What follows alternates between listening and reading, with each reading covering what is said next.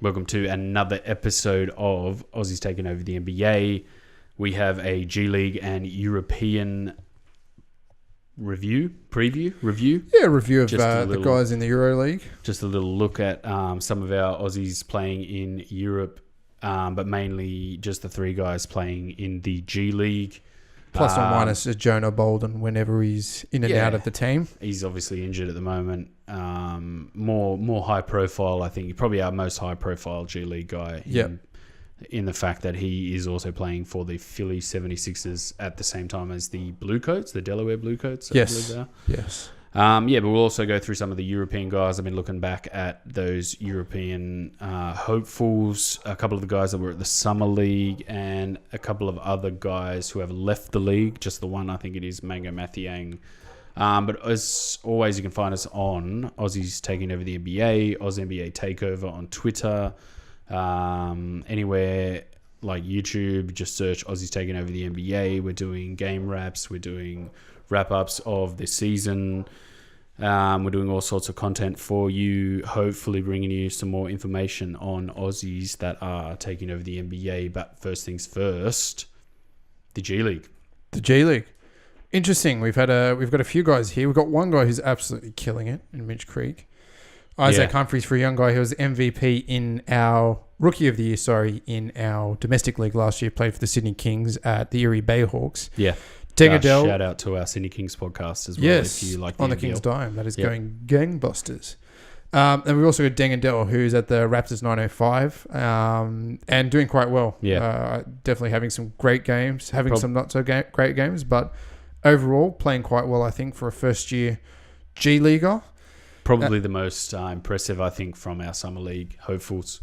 The non-draft entrants. The draft entrants, because he declared for this draft. Oh, yeah, sorry. Yeah, non-draft Mitch Creek, from my mind, is the most impressive. Yeah, you're right, yeah. From my mind. Because the dude is 6'6", 6'6", playing 4 and killing it. Power forward, yeah, he's killing it.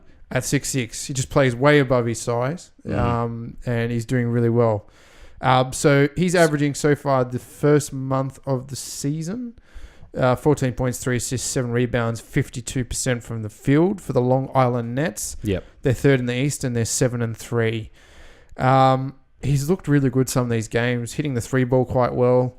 Playing a lot of minutes. He's the starter, so he's getting good minutes. He's not coming off the bench. And I'm just liking the way he does things. I'm hoping that, the NBA is looking at him, thinking, well, we can get this guy potentially some minutes up in the Brooklyn Nets, who are struggling in the East. A guy who's they're going to tank anyway, really, by the end of the season.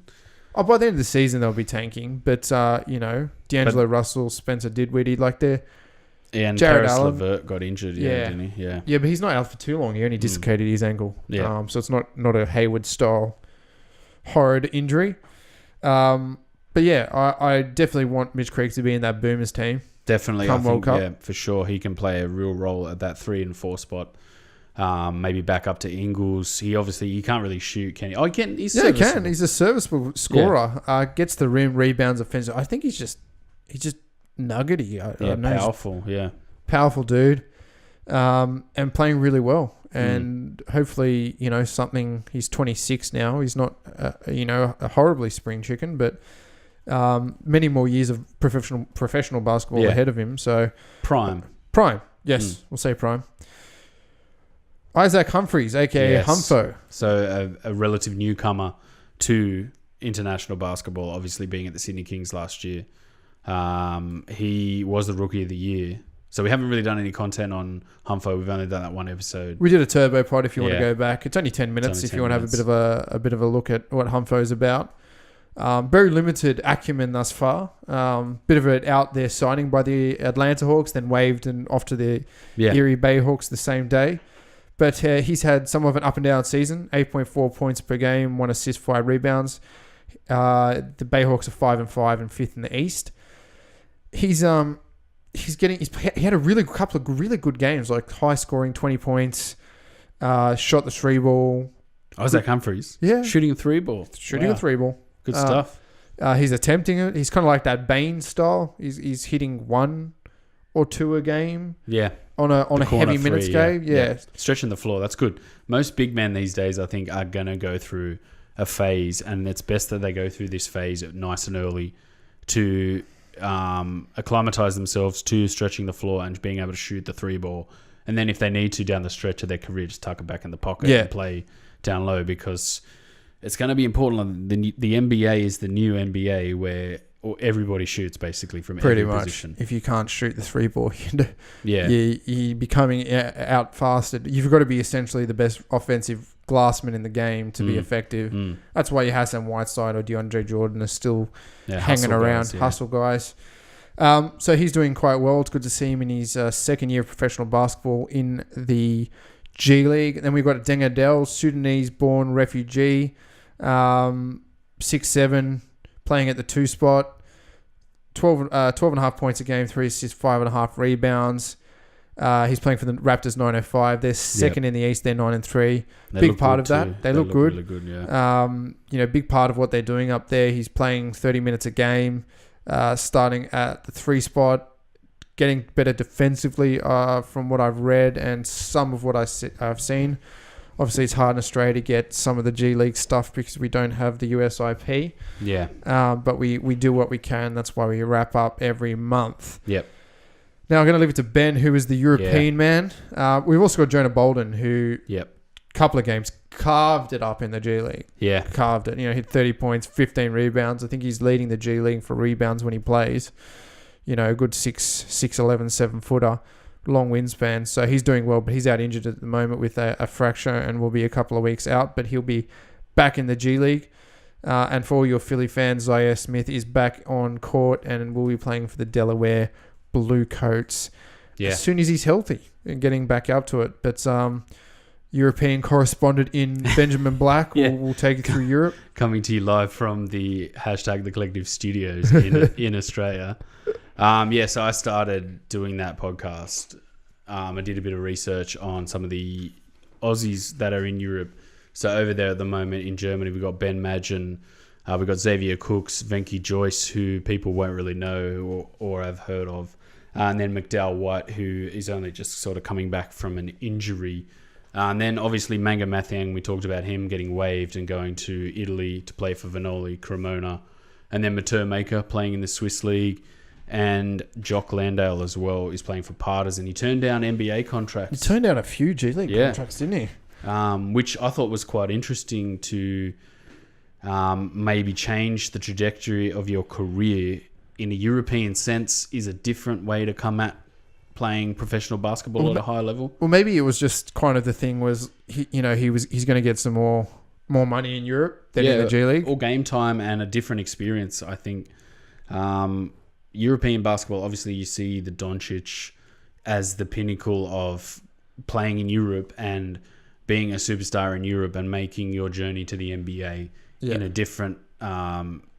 different sort of vein. Rather than being athletic and powerful, you're more skilled and you do things the European way, which is crafty and stuff like that. You look at Nurkic and Jokic as some past guys that have come from Europe. I think hats off to him because he's not doing too bad for Partizan. He had a really good college career playing with them at Nar at St. Mary's. I think he averaged about 22 points playing for St. Mary's. So I thought it was a bit strange that teams kind of didn't pursue him. Atlanta, I thought he played for Atlanta in the summer league. I thought, Atlanta needs it, like a big man like this who can, finish around the rim, who's quick as well and has some handling ability, which I think Jock does. Plays a pick and roll, runs a pick and roll pretty well. Obviously with Trae Young, he did have a lot of experience in the summer league playing with Trae Young. Yeah. Didn't really work. It was a bit disjointed. I think he played the most minutes out of all of our Aussies in the summer league. He can shoot the 3-ball. He's been shooting the 3-ball well with Partizan, doing a lot of sort of baseline running in the dunker spot, getting some dunks early on in games. Partizan are struggling a little bit in the ABA.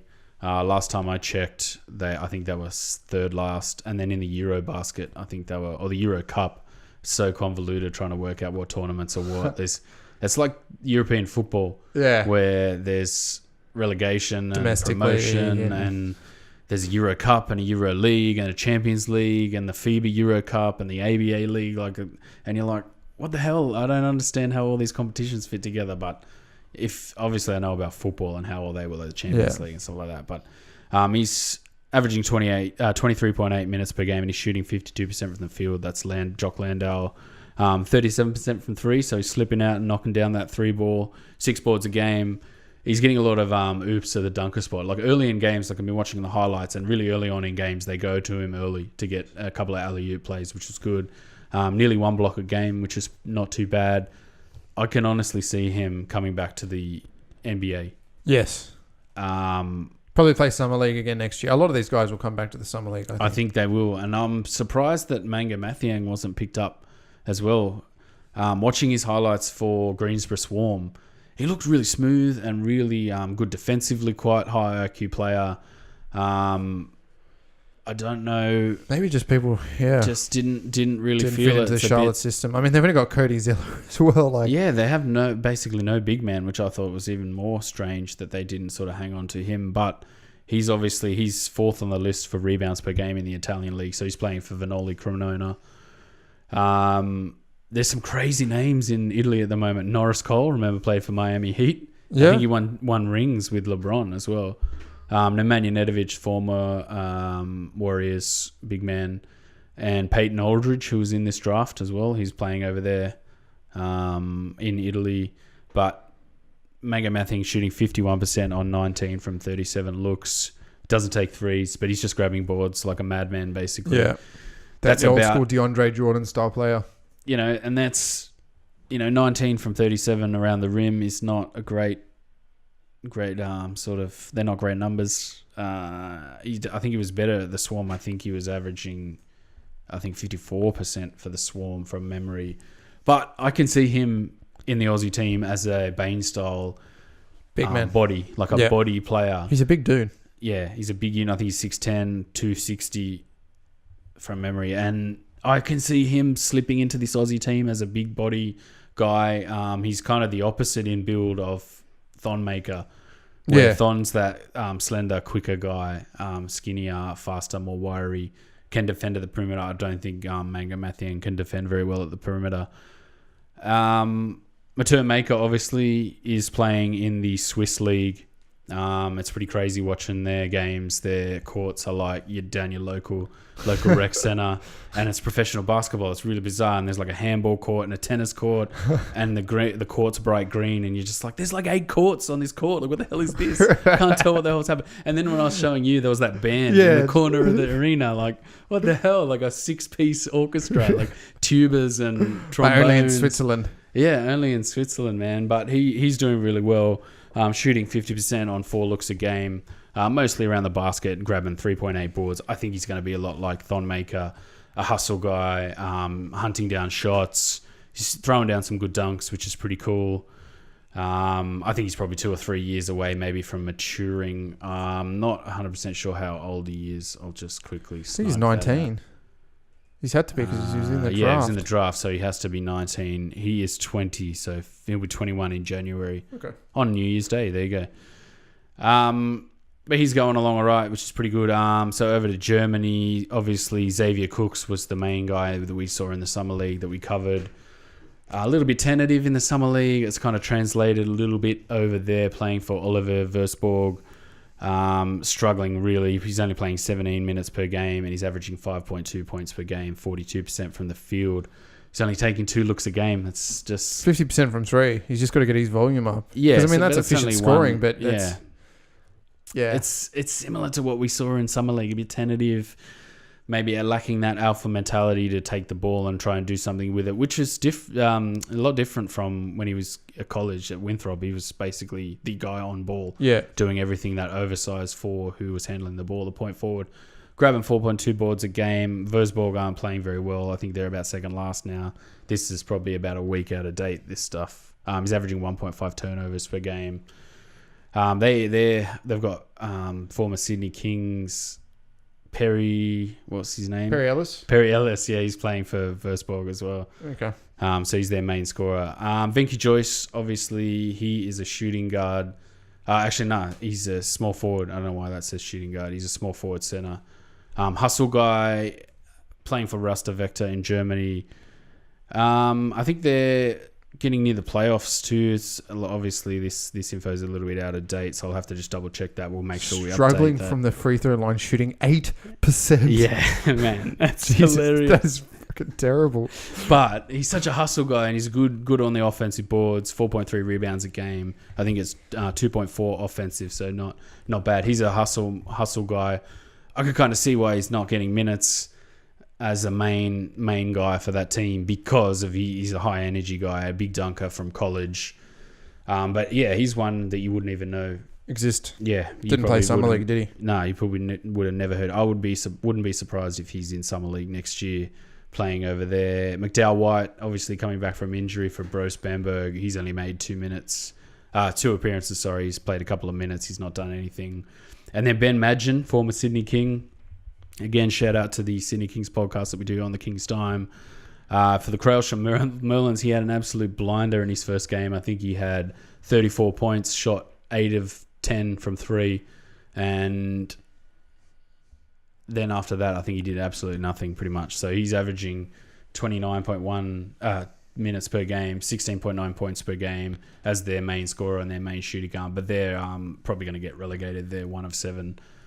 In terms of wins, 52% on 2 or 5 looks, 47% from 3 though. That's interesting. It is. But he is 32. I think about 33 actually. So down the stretch of his career, he's definitely one to maybe come back to the NBL. Yeah. Which will be interesting. As a shooting guard, you know, I've tried to go back and look for Sydney Kings stuff on him, but I couldn't find anything on that. I think it'd be interesting to still follow on for him to see if he comes back to the NBL. Obviously, I don't think he's going to go to Summer League or anything like that. No. He's get picked up for any G League or anything like that in the US. It's a bit late for that. But yeah, the main guys to really look out for in Summer League next year is Cooks, Xavier Cooks, Venky Joyce, McDowell White, who withdrew from the draft. I think he got injured. And that's why he withdrew. Yeah. Obviously, that's not legit. Like, I don't know, but he seemed to not have played any games until the last 2 weeks when he played one game, 2 minutes. There wasn't a lot of, I think, pre-interest. So he withdrew pre-draft, which means he can be redrafted next year. Yeah, which is interesting. I think maybe he did get injured. Yes. And then Mango Mathiang in Italy, Mater Maker, obviously, and then Jock Landale, who probably, I think, has got the most likelihood of breaking into the NBA next. Well, hopefully. I don't know why he didn't stay. Like, that's... but I think probably payday. Better payday in Europe. Yeah, a little bit more experience. He'd only be getting $40,000 in the US for 5 months' work. Really? Yes. Wow. Because he's not American. Yeah. So there's a pathway program for young American players, but not overseas players in the G League. There you go, eh? That's why. It's good to see him playing well. Obviously, Emmett Nah came back down. He's playing for his wingman. He's playing for Illawarra. I don't think he's playing very well either. He's not getting any minutes anyway. I mean, Illawarra is a weird team, but you can listen to that on our Sydney Kings podcast. We'll read about their full court press antics, which we hate so much. So much. But yeah, that's about it. So there are a couple of other guys, but it's hard to follow because trying to get information is such a pain, and it's translating websites, and it's trying to read like the hilarious different types of names, like in the Italian league, it's like walls. And you're like, what the hell is a wall? And then the translator obviously didn't translate it properly, but the word obviously means rebound or something like that. Things off the wall. And then off wall or not wall. And you're like, what? Like, I can't make heads or tails of these stats. Like, what the hell? So yeah, that's good fun going through that. But I think I'll try and get some more information for the next one. We'll do it. We're going to do a monthly J League update, and we'll probably throw some Europe in there as well, just to be a bit of fun. But it's interesting mainly because of Doncic is why I wanted to do that. And then obviously Brokoff coming through. He did really well in Russia last year for Lokomotiv. I think it was Lokomotiv.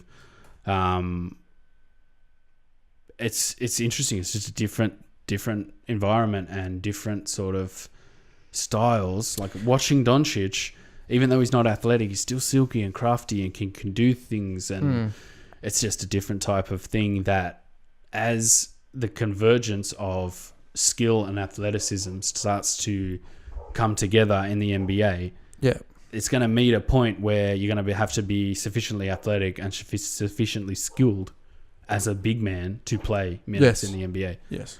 But anyway, yeah, it's good. Body is no longer enough. I don't think. Athleticism isn't the be-all and end-all, I don't think, anymore. And as we get older and the game starts to develop even more, I think these guys are going to get even more better with the ball. They'll just be shooting from half court. Yeah, they'll have to put the 4-point line at the halfway line. Ridiculous. All right, that's a wrap. Yep. Remember to like, share, and subscribe. We'll be back later this week, wrapping up all our games this week. And remember to subscribe to YouTube for exclusive content. Exclusive. And you can find us on iTunes and all good podcasting apps. Yep. All right, guys. Have a good one. We're off to play basketball. We are indeed. Peace.